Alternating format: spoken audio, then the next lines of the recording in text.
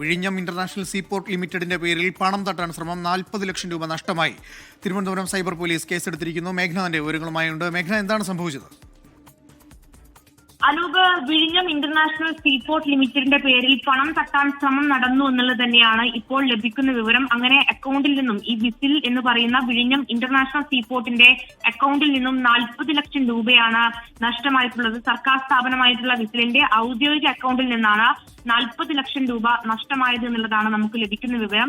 അങ്ങനെ വിസിൽ വിഴിഞ്ഞം international seaport limited Thiruvananthapuram cyber പോലീസിന് ഒരു പരാതി കൊടുത്തിട്ടുണ്ട്. അതിന് പ്രകാരം കേസെടുക്കുകയും അന്വേഷണം ആരംഭിക്കുകയും ചെയ്തിട്ടുണ്ട്. അതിൽ ഈ സൈബർ തട്ടിപ്പിന്റെ ഒരു രീതി എന്ന് പറയുന്നത് കമ്പനിയുടെ പേരിൽ ഈ ഔദ്യോഗിക അക്കൗണ്ടുള്ള SBI ബ്രാഞ്ചിനെ ബന്ധപ്പെടുകയും അതുവഴി 40 ലക്ഷം രൂപ ബാങ്ക് ട്രാൻസ്ഫർ ചെയ്ത് കൊടുത്തു എന്നുള്ളതാണ് ഇപ്പോൾ വിഴിഞ്ഞം അന്താരാഷ്ട്ര സീപോർട്ട് ലിമിറ്റഡ് MD അടക്കം പ്രതികരിക്കുന്നത്. അങ്ങനെ ഈ ബാങ്കിന്റെ ഭാഗത്തുനിന്ന് വന്ന ഒരു പിഴവ് മൂലമാണ് ഈ പണം നഷ്ടമാകാനുള്ള ഒരു കാരണം എന്നുള്ളതാണ് പ്രാഥമിക ഘട്ടത്തിൽ പോലീസും വിലയിരുത്തുന്നത്. അതായത് ഈ വിഴിഞ്ഞം ഇന്റർനാഷണൽ സീപോർട്ട് ലിമിറ്റഡിന്റെ പേരിൽ ഈ ബാങ്കിനെ ബന്ധപ്പെടുകയും ഈ വിസിലിന്റെ അനുമതി ഇല്ലാതെ പണം ട്രാൻസ്ഫർ ചെയ്യുകയായിരുന്നു എന്നുള്ളതാണ് ലഭിക്കുന്ന വിവരങ്ങൾ. അങ്ങനെ 40 ലക്ഷം രൂപ ഇപ്പോൾ അക്കൗണ്ടിൽ നിന്നും ഈ ഔദ്യോഗിക അക്കൗണ്ടിൽ നിന്നും നഷ്ടമായിട്ടുണ്ട്.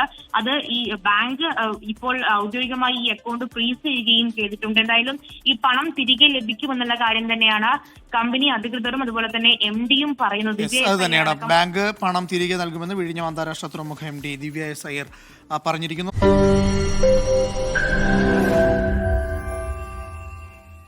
ലോകത്തെവിടെയായാലും ഏത് സമയത്തും 24 വാർത്തകളും ഓഗ്മെന്റഡ് റിയാലിറ്റി പാക്കേജുകളും എക്സ്പ്ലെയിനറുകളും വിശദമായി കാണാൻ ഞങ്ങളുടെ YouTube ചാനൽ നിങ്ങൾക്ക് സബ്സ്ക്രൈബ് ചെയ്യാം.